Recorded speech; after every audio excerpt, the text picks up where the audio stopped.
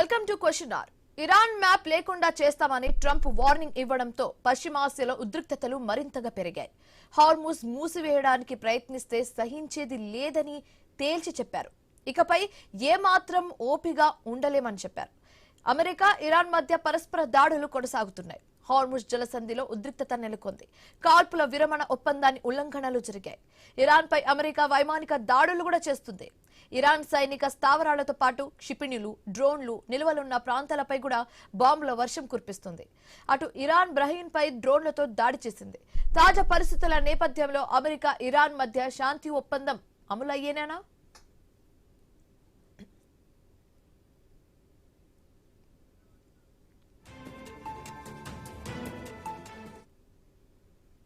ఇదే అంశానికి సంబంధించి మరింత తాజా సమాచారం మా కొలీగ్ భ్రమణి న్యూస్ రూమ్ నుంచి అందిస్తారు. Over to you Bhramani. మీరన్నట్లు కాకుండా మొత్తంగా చూసుకున్నట్లయితే ట్రంప్ మాటల్ని ఎప్పుడూ కూడా నమ్మే పరిస్థితి అయితే ఉండదు. చాలా సందర్భాల్లో కూడా మనం చూసాము. మళ్ళీ అలాంటి సిచ్యుయేషన్ కరెక్ట్ గా వచ్చేసింది. ఎందుకంటే ట్రంప్ మాటల్ని ముందు నుంచి డౌట్ఫుల్ గానే ఉంటున్నాయి. శాంతి ఒప్పందంపై సంతకం చేస్తున్నప్పటికీ కూడా ఆయన మాట్లాడిన మాటలు కూడా ఎక్కడో ఒక చోట కొంత ఆయన మీద డౌట్ఫుల్ గానే ఉన్న పరిస్థితి అయితే కనిపించింది. సేమ్ అదే సిచ్యుయేషన్ ఈ రోజు కూడా కనిపిస్తోంది. ఎందుకంటే ట్రంప్ మళ్ళీ పాత ధోరణిని అవలంబిస్తున్నారు. ఇరాన్ మ్యాప్ లో లేకుండా చేస్తామని చెప్పేసి ట్రంప్ రీసెంట్ గా గట్టిగా వార్నింగ్ ఇచ్చారు ఇరాన్ కి. అసలు ఎందుకు ఈ విధంగా ట్రంప్ మాట్లాడారు అనే పరిస్థితి కనిపిస్తోంది. హర్ముజ్ జలసంధికి సంబంధించి కూడా ఆయన క్లియర్ గా మాట్లాడడం జరిగింది. ఇక మీదట ఎంత మాత్రం ఊరుకునే ప్రసక్తే లేదు అంటూ కూడా ఆయన మాట్లాడారు. అయితే ట్రంప్ ఏది మాట్లాడినా కూడా ఇలాంటిగానే ఉంటుందన్నమాట. ఇంతకు చాలా సందర్భాల్లో కూడా ఆయన చూసాం. ఇండియా వైఖరికి సంబంధించి కూడా చాలా సందర్భాల్లో ఆ విధంగా మాట్లాడారు. ఆయనకు అవసరం ఉన్నప్పుడు మాత్రం ఒక విధంగా మాట్లాడతారు, లేనప్పుడు ఇంకొక విధంగా మాట్లాడతారు. ఇప్పుడు శాంతి ఒప్పందంపై చర్చలు జరిగి తర్వాత శాంతి ఒప్పందం కుదుర్చుకున్న తర్వాత మళ్ళీ ఈ విధంగా హెచ్చరికలు చేసుకోవడం, వార్నింగ్లు ఇచ్చుకోవడం, దాడులకు పాల్పడడం ఎంతవరకు కరెక్ట్ అనే అభిప్రాయాలు కూడా వ్యక్తం అవుతూ ఉన్నాయి. అయితే ఈ ఉద్రిక్తత మొత్తం చూసుకున్నట్లయితే వార్నింగ్లు, హెచ్చరికల వల్ల కూడా పశ్చిమాసియాలో అసలు ఏం జరగబోతుంది, మళ్ళీ వార్ అనేది కంటిన్యూ అవుతుందా, వార్ ఎఫెక్ట్ పడుతుందా అనేది కూడా మనకు అర్థం కావాల్సిన పరిస్థితే కనిపిస్తోంది. విషయాలకు సంబంధించి డీటెయిల్ గా మాట్లాడే ప్రయత్నం చేద్దాం. మనతో పాటు ప్రముఖ రాజకీయ విశ్లేషకులు బండారు రామ్మోహన్ రావు గారు ఉన్నారు. నమస్కారం సార్, గుడ్ ఆఫ్టర్నూన్. అలాగే మస్తాన్ రావు గారు కూడా ఉన్నారు, ప్రముఖ విశ్లేషకులు. నమస్కారం అండి మస్తాన్ రావు గారు. మన ముందుగా బండారు రామ్మోహన్ రావు గారు మీ దగ్గర నుంచి మొదలు పెడతాం. ఈ ఉద్రిక్తతలు అన్ని చూసుకుంటుంటే మనకు క్లియర్ కట్ గా అర్థమవుతుంది మళ్ళీ వార్ ఉండబోతుందా, అసలు ఏం జరగబోతుంది పశ్చిమ ఆసియాలో అనేది కూడా అర్థం అవ్వట్లేదు. ఏం చెప్తారు బండారు రామ్మోహన్ రావు గారు? రమణ గారు, మీకు అట్లాగే రావు గారికి నమస్కారం. 2 నిమిషాలు మాట్లాడుకోవాలి. అంటే ఈ శుభం కార్డు పడుతుందా లేదా అని చాలా రోజుల నుంచి అనుకుంటున్నాం. పడినట్టే పడి సంతకాలు ఆరకముంది. సంతకాలు అంటే మొదట్లో ప్రిన్సిపల్ సంతకాలు చేశారు. ట్రంప్ నీటి పక్కన ఇరాన్ అధికారులు, ఇరాన్ రష్యా నుంచి. తర్వాత ఫ్రాన్స్ వేదికగా జోవాన్కి వెళ్ళిన తర్వాత అసలైన సంతకాలు కూడా చేశారు. సమస్య కూడా వస్తుందంటే జోవాన్కి వెళ్ళినప్పుడే ఎడముఖం చూస్తున్నాం కదా. సో ఎంగేజ్మెంట్ ఫంక్షన్ ముగిసే ముందు పెళ్లి పెటాకులు అయినట్టు ఏమైందంటే వాళ్ళు కలిసే క్రమంలోనే ఫ్రాన్స్లు కలిసినప్పుడే జోవాన్ ఈ ముఖం ఇటు ముఖం ఇరాన్ అధికారులు, నాయకులు అటుముఖం పెట్టి కూర్చున్నారు. చూసిన ఫోటో కనీసం గ్రూప్ ఫోటో కూడా అవకాశం ఇవ్వకుండా వాళ్ళు ఒప్పందం కుదురుతున్నారు. కనుక సంతకాలు ఆరక ముందే మధ్య అవుతాయి. అసలు ఈ ఒప్పందం కుదరదా అని ఎందుకని మనం వచ్చిందంటే మొదటి నుంచి కూడా ఇరాన్ మొండిదే మొదటి నుంచి. కానీ అంతకంటే మొండివాడని ట్రంప్ మాట్లాడితే ఏది సహించను, క్షమించను, మొత్తం ఇరాన్ మ్యాప్లో లేకుండా చేస్తా, ప్రపంచ పటంలో ఇరాన్ లేకుండా చేస్తా అని ఎన్నిసార్లు అన్నాడు? 100 సార్లు అన్నాడు. అంటే ఆయన మాటల్ని ఇప్పుడు కూడా సీరియస్ తీసుకోవాల్సిన అవసరం లేదంటారా? లేదు, పిచ్చి మహారాజు అని పేరు పెట్టాను. అదే మొన్నదాకా మన పాపం మన దేశీయుడైన ట్రంప్ మన కేఏ పాల్తో వచ్చేవాళ్ళు. కేఏ పాల్ గారు ఏం మాట్లాడినా వెళ్తారు, ఏం కాదు. కేఏ పాల్ గారు సీరియస్ తీసుకుంటే బాగానే ఉంటాయి. కానీ అమెరికా అధ్యక్షుడు మాట్లాడేది. అందుకని ఇప్పుడు పిచ్చి మహారాజు చేతిలో అమెరికా ఉంది, ప్రపంచం అంతా ఉంది. ప్రపంచం అంతా ఉంది. ప్రపంచం దురదృష్టకరం ఏంటంటే అమెరికా అధ్యక్షులు ఎవరైనా సరే ట్రంప్ కంటే ముందున్న వాళ్ళే ఘనమైన వాళ్ళు ఏం కాదు. కానీ అమెరికా ఇప్పుడు కూడా తన ప్రయోజనం కోరుకుంది. మా ఇంటికి వస్తే ఏం చేస్తాం, మీ ఇంటికి వస్తే ఏం ఇస్తామని పెద్దన్న పాత్ర వహించడంలో అమెరికాలో ఏ అధ్యక్షుడు వచ్చినా తప్పలేదు. అదే మాట మాట్లాడారు. కానీ ట్రంప్ వచ్చిన తర్వాత మొదటిసారి వచ్చినప్పుడే మనకు రుచి అర్థమైంది. అమెరికా ప్రజలు వాళ్ళ కర్మాన్ని వాళ్ళు కొని చేసుకొని ఇప్పుడు వాళ్ళ దేశంలో 100,000 లక్షల కోట్ల రూపాయలు యుద్ధం మీద ఖర్చు పెట్టి అధ్యక్షులు చేస్తున్నారు. దానివల్ల చెప్తున్నారు. ఇక్కడ నిజంగా చెప్పాలంటే కొద్దిగా మనం ఆశపడ్డాం. మొన్నటి ఈ 2 ఒప్పందాలు కుదిరే క్రమంలో కొద్దిగా ఆశపడ్డాం. అంతకుముందు కంటే పాకిస్తాన్ 21 గంటల చర్చలు ఆ తర్వాత ఆగిపోవడం మరి చూసాం కదా. మొన్నటి కొంత మనకు ఓ రకంగా చెప్పాలంటే ఆశాజనకంగా అనిపించింది. కానీ ఏమైంది, 3వ రోజు కాకముందే అబద్ధం అయిపోయింది. అది కాకుండా అసలు అక్కడ పొరపాటు ఎవరు జరిగిందా అని చూడకుండా మళ్ళీ అమెరికా దాచుకుంటుంది. నా ఉద్దేశం ఏంటంటే ఇరాను అమెరికా ఒక ఒప్పందానికి వచ్చిన దాని మీద ఇజ్రాయెల్ ఎప్పుడు అంగీకారం లేదు. ఇజ్రాయెల్ బాగా వేరే ఉంది. ఇరాన్ మొత్తం లేకుండా చేయాలి. ఇరాన్ లో అణుశక్తికి సంబంధించిన అవశేషాలు ఉండదు. ఇరాన్ బతుకున్నప్పుడు మాకు పెళ్లి కనుక లేకుంటే పావం ముందెత్తలాగా వాటి ఇద్దరి మధ్యన పోతుంది. కనుక అటు లెబనాన్ మీద దాడి చేయడం, లెబనాన్ లో దక్షిణ లెబనాన్ లో మొత్తం అంతా హిజ్బుల్లా మీద దాడి చేయడం ఇవన్నీ చూసాం. ఒప్పందం మేము భాగం కావద్దని కూడా ఇజ్రాయెల్ అంటుంది. కానీ ఇక్కడ వచ్చింది ఏంటంటే మొన్న ఒక ఇది మన లవ్లీ కూడా అంటే అది హేట్ అనేది అయిపోయింది. ఏమో ఐడబ్ల్యూ కూడా అదేమో దాని మీద ఒక వాణిజ్య ఓడ మీద వీళ్ళు దాడి చేయడం జరిగింది ఇరాన్ వాళ్ళు. దానికి ఏంటంటే ఇరాన్ అంతకుముందు ఏం చెప్పిందంటే మేము 60 రోజులు విడిచిపెడుతున్నాం. ఈ 60 రోజులలో మేము చెప్పిన రూట్ మ్యాప్ చూసుకునే పోండి, అటుపక్క ఇటుపక్క పోకండి, ఎందుకంటే మైనస్ ఉన్నాయి, మీరు దాని ప్రకారం పొండి అన్నారు. కొంచెం అది డిబేట్ అయిందా ఏమైందో వీళ్ళు దాడి చేశారు.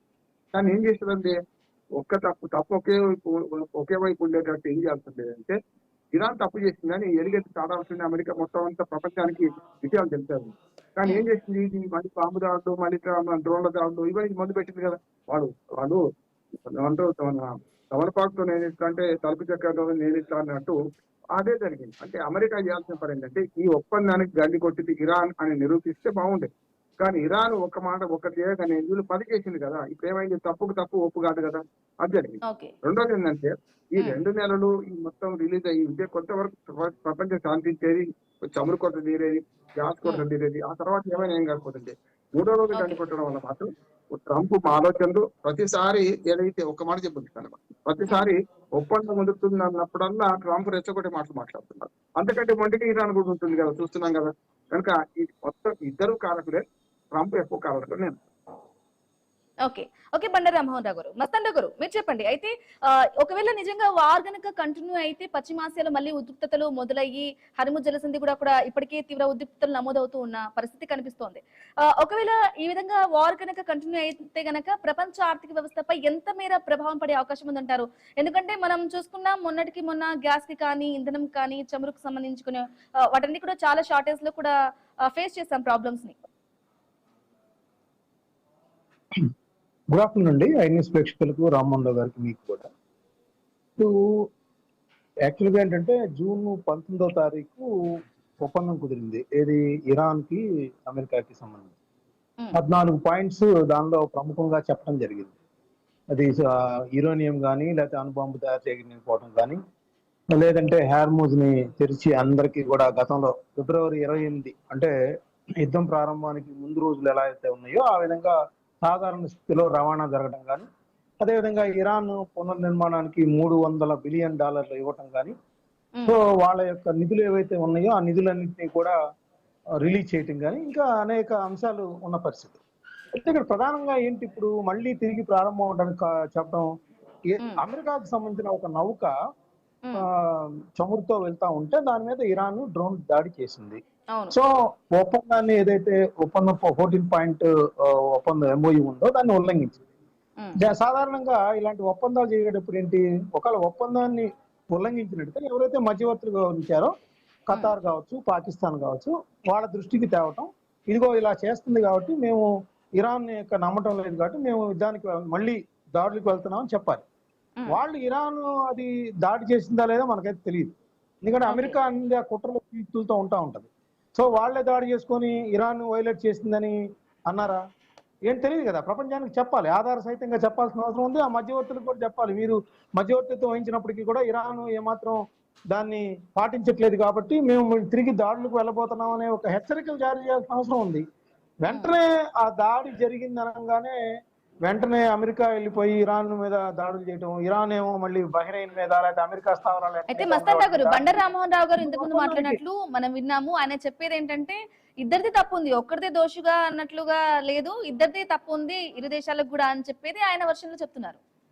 దానికి మీరేమంటారు? అదే ఇప్పుడు నేను అదే అంటుంది. ఇప్పుడు మధ్యవర్తిత్వం ఉన్నప్పుడు వాళ్ళ దృష్టికి తీసుకురావటం కానీ, ప్రపంచం దృష్టికి తీసుకురావటం కానీ చేసిన తర్వాత వార్నింగ్ ఇరాన్కి ఇవ్వాలి. ఇరాన్ చేయలేదనే ఇరాన్ యొక్క తప్పిదాన్ని ప్రపంచానికి తెలియజెప్పిన తర్వాత దాడులకు వెళ్తే గానీ అక్కడ జస్ట్ అక్కడ డ్రోన్ దాడి జరిగిందనగానే ఇంకా భీకర యుద్ధం లాగా వాళ్ళ యొక్క దేశం మీద దండయాత్రకు వెళ్తాం ఏ విధమైన సంకేతాలు ఇస్తుంది అంటే అమెరికా ఆ ఒప్పందాన్ని హానెస్ట్ గా వాటిని పాటించే ఇది లేదనేది మనకు తెలుస్తా ఉంది.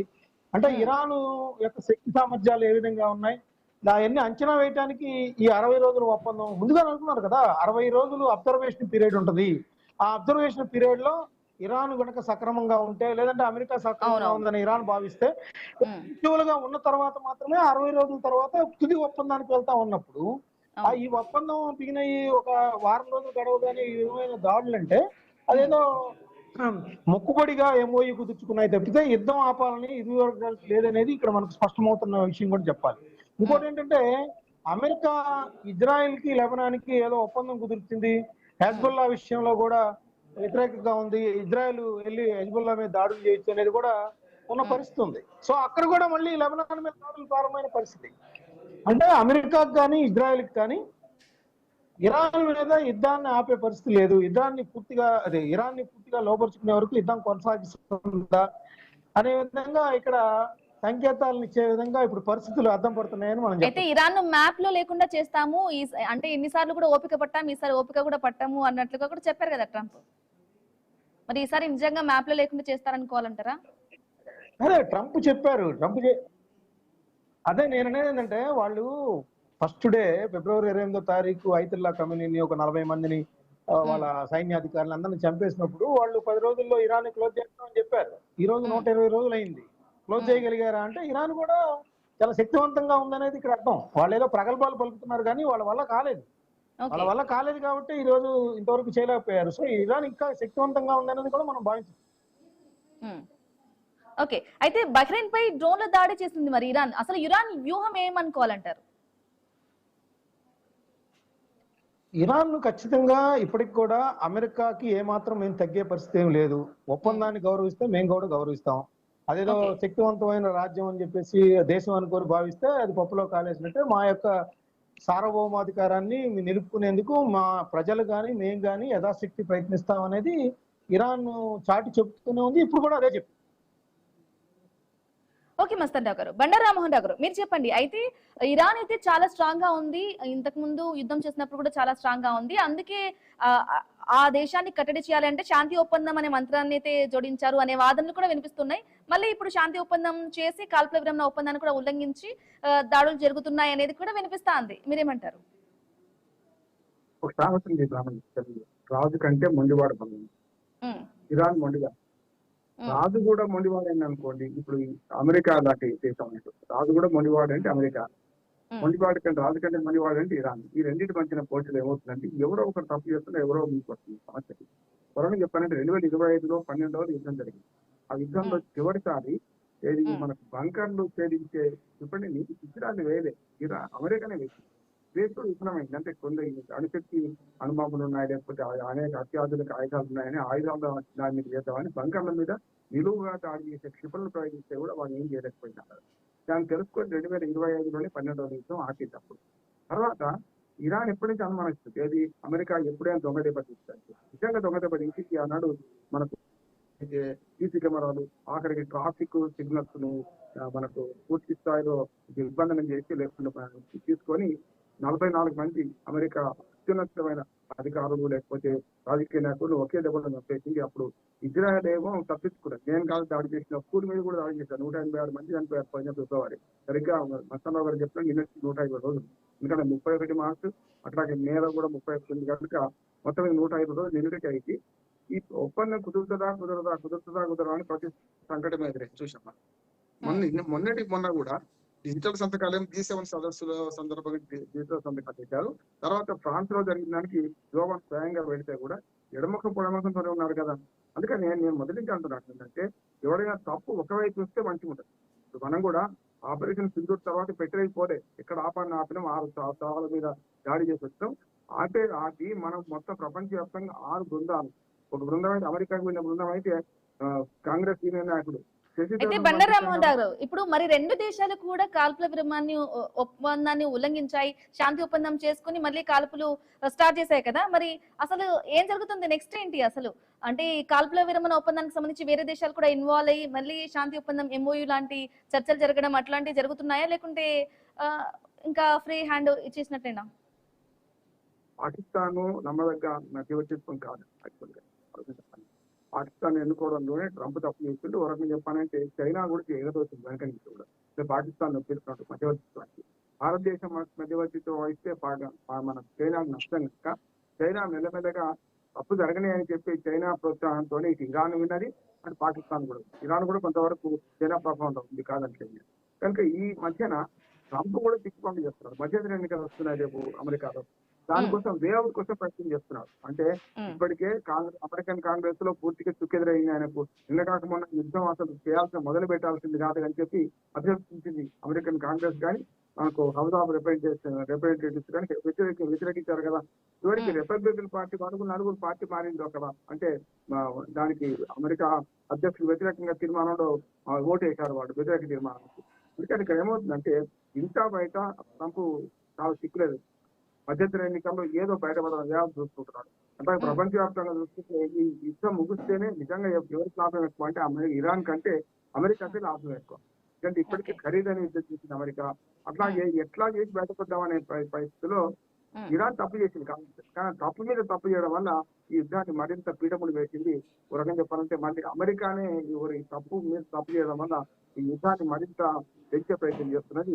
ఇప్పటికీ అసలు నాకైతే అనిపిస్తుంది ఏంటంటే చైనా కొంచెం ఏమైనా కల్పించుకొని మళ్ళీ ఇరాన్ ఒప్పించడమో, లేకపోతే ఇటు పక్కన రష్యాను మన అమెరికాను ఒప్పించడానికి ఇతర యూరోపియన్ దేశాలు ప్రయత్నం చేస్తే సాధ్యమవుతుంది అనుకుంటున్నాను. యూరోపియన్ దేశాలు నమ్ముతున్నాడు ఆయన. ట్రంప్ నాటో కూడా దేశాలు నమ్ముతున్నాడు. తన మిత్రులందరినీ శత్రువులు చేస్తున్నాడు ట్రంప్. కనుక ఇది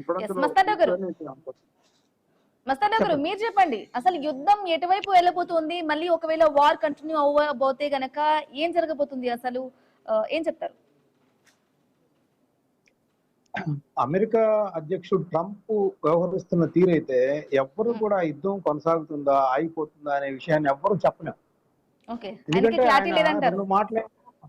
ఆయన క్లారిటీ కాదు అసలు. ఆయన మాటలు ఒక అగ్రరాజ్య అధ్యక్షుడిగా లేదంటే ఒప్పందానికి కట్టుబడే ఒక హానెస్ట్ గా ఉండే పరిస్థితి ట్రంప్ లో ఎక్కడా కనపడతలేదు. ఇరాన్ నిజానికి మొదట్లో ఒప్పందానికి ఒప్పుకోయినప్పుడు కూడా సో ఇతర దేశాల ఒత్తిడి కావచ్చు, దాని యొక్క ఆర్థిక పరిస్థితులు కావచ్చు, వాళ్ళ దేశంలో ఉన్న ప్రజలు ఎదుర్కొంటున్న ఇబ్బందులు కావచ్చు, ఆహార భద్రత కొరత కావచ్చు, ఇవన్నీ కూడా పాపం ఇరాన్ కొంత ఒక మెట్టు తగ్గి వచ్చింది. ఏంది అంత నష్టపోయినప్పటికీ కూడా అమెరికా ఒత్తిడికి కావచ్చు, లేకపోతే ఇతర దేశాల ఒత్తిడి కావచ్చు, మొత్తానికి వచ్చింది. ట్రంప్ ప్రధానంగా పట్టుబడేది హార్ముజ్ జలసంధికి సంబంధించే కదా ఆయన ఎక్కువగా. అంటే యాక్చువల్ గా యుద్ధం ప్రారంభించినప్పుడు ఏం చెప్పారు, అణు బాంబుని తయారు చేసే పరిస్థితి ఉంది కాబట్టి ఇరాన్ ని మేము అడ్డుకోవాలి అక్కడ చెప్పారు. కానీ యుద్ధం ప్రారంభమైన తర్వాత ఇరాన్ ఆయుధంగా ఏం మారింది, స్ట్రైట్ ఆఫ్ హార్ముజ్ మూసివేయటం అనేది ఇరాన్ ఒక ఆయుధంగా మలుచుకుంది. సో ఇప్పుడు అది కూడా ఒక ప్రధానమైన సమస్య కూర్చుంది. రెండోది ఏంటి, ఇక ఇరాన్ విధ్వంసం చేయటం, లేదంటే అక్కడ పశ్చిమాసియాలో అమెరికా స్థావరాలను తీసేయాలంటాం, లేదంటే వాళ్ళ నిధుల్ని తొలగించాలంటాం, వాళ్ళ నిధుల మీద ఏదైతే ఫ్రీజ్ చేశారో అవన్నీ తీసేయటం, ఇవన్నీ కూడా దానిలో వచ్చి కూర్చున్నాయి. అయితే ప్రధానంగా అన్ని దేశాలు కోరుకుంటున్నది ఏంటంటే మన ఎగుమతులు దిగుమతులకి ప్రధాన అవరోధంగా ఉంది కాబట్టి హార్ముజ్ లో సాధారణ పరిస్థితి నెలకొల్పడం అనేది ప్రధానమైన సమస్యగా మారింది. సో ఇరాన్ కూడా అందుకు అంగీకరించినప్పుడు అమెరికా కూడా ఇతర దేశాల యొక్క ఒత్తిడి కానీ లేదా ఇతర దేశాలన్నీ ఆర్థిక సంక్షోభం నుంచి బయటపడాలంటే హార్ముజ్ ని తెరిచి ఉంచడం అనేది ప్రధానంగా చెప్పినప్పుడు అది ఆ మాట మీద నిలబడతలేదు కదా. మళ్ళీ ఈ రోజు దాడులకు తెగబడతామంటే అమెరికా ఓ పక్కనేమో వాళ్ళ ప్రతినిధుల సభ లేకపోతే ప్రజలు కానీ యుద్ధానికి వ్యతిరేకంగా ఉన్నారు, యుద్ధం చేయాలంటే మా పర్మిషన్ అవసరం, ఓ పక్కన ట్రంప్ మీద కూడా ఒత్తిడి తెస్తున్నప్పటికీ కూడా అవన్నీ తోసిరాదని చెప్పేసి ఈ రోజు మళ్ళీ ఒక చిన్న డ్రోన్ షాక్ గా చూపి షిప్ మీద డ్రోన్ ఏదో దాడి చేసిందని మళ్ళీ అది ఇంత పెద్ద అన్ని దేశాలు వచ్చి అక్కడ మధ్యవర్తిత్వం నేర్పి ఒక 14 పాయింట్స్ ఫార్ములా అని చెప్పి అన్ని చెప్పినప్పటికీ కూడా అమెరికా వైలేట్ చేయడం అనేది ఖచ్చితంగా ఇది రాబోయే కాలంలో యుద్ధం కొనసాగే తీరుతుంది. అమెరికా మాటలు నమ్మడానికి వీల్లేదనేది కూడా ఇరాన్ ఒక నిర్ణయానికి వచ్చే అవకాశంగా కూడా కనిపిస్తాం. ఓకే మస్తాన్ రావు గారు, చివరిగా చెప్పండి, ఏం చెప్తారు? శాంతి ఒప్పందం అయితే అయిపోయింది, ఇంకా ఖచ్చితంగా శాంతి ఒప్పందానికి వైలేషన్ జరిగింది. ఇంకో విషయం ఏంటంటే ఇక్కడ ఇప్పుడు మధ్యవర్తులు నిలిపే దేశాలు శక్తివంతంగా ఉంటే దాని యొక్క ఒప్పందం అమలు తీరు వేరే విధంగా ఉంటుంది. ఖతార్ కానీ లేకపోతే ఓమన్ కానీ లేదంటే పాకిస్తాన్ లాంటి బలహీనమైన దేశాలు మధ్యవర్తులు నిలిపితే ఇలానే ఉంటది. అంటే మధ్యవర్తులు వహించే దేశాలు కూడా ఇంపాక్ట్ చూపిస్తుంది అనమాట. ఖచ్చితంగా భారతదేశమో లేకపోతే చైనానో లేకపోతే రష్యా లాంటిదో మధ్యవర్తిత్వం వహించింది అనుకోండి, అమెరికా వ్యవహరించే తీరు వేరే విధంగా ఉంటది. ఎందుకంటే అమెరికాని కంట్రోల్ చేసే పరిస్థితిలో మధ్యవర్తిత్వం వహించిన పాకిస్తాన్ కానీ ఇంకోటి కానీ లేవు కదా, వాటికి సామంత రాజ్యాలుగా ఉంటాయి అవి. సో పాకిస్తాన్ ఏమనగలుగుతుంది అమెరికాని? సో ఇరాన్కి కూడా సమాధానం చెప్పే పరిస్థితి ఉండదు. అందుకని ఇరాన్ కూడా నమ్మకం కోల్పోయే పరిస్థితి. మధ్యవర్తం నేర్పినా ఏం నేర్పినా ఆ ఒప్పందానికి కట్టుబడకపోతే ఇంకా ఇరాన్ పరిస్థితి ఏంటి? రేపు ఎవరు వచ్చినా ఇంతే కదా. సో యుద్ధం అనేది కొనసాగించే తీరే పరిస్థితి, యుద్ధం కొనసాగే పరిస్థితులు మళ్ళీ ఉద్రిక్తతలు కూడా పెరిగే అవకాశాలు అయితే కనిపిస్తా ఉన్నాయి అమెరికా వైఖరి కారణంగానే మనం చెప్పచ్చు. ఓకే అండి, రైట్ అండి. బండారు రామ్మోహన్ గారు థ్యాంక్ యూ అండి, లైవ్ లో జాయిన్ మీ ఒపీనియన్ తెలియజేసినందుకు. అలాగే మస్తాన్ గారు థ్యాంక్ యూ అండి, లైవ్ లో జాయిన్ మీ ఒపీనియన్ తెలియజేసినందుకు కూడా థ్యాంక్ యూ అండి. సో చూసుకున్నట్లయితే పశ్చిమాసియాలో మళ్ళీ ఉద్రిక్తతలు మొదలైపోయాయి. అసలు ఎప్పుడు ఏం జరుగుతుందో కూడా తెలియని పరిస్థితి కనిపిస్తోంది. ఇరాన్ ను మ్యాప్ లో లేకుండా చేస్తామని చెప్పేసి ట్రంప్ అయితే వార్నింగ్ ఇచ్చారు. ఇక మీదట ఎంత మాత్రం ఓపిక ఉండదంటున్నారు. బట్ ఏం జరగబోతుంది ఏంటి అనేది కాలమే సమాధానం చెప్పాలి. ఇది వాళ్ళ క్వశ్చన్ వరకు కీప్ వాచింగ్ ఐ న్యూస్, మీతోని మీ వెంటి.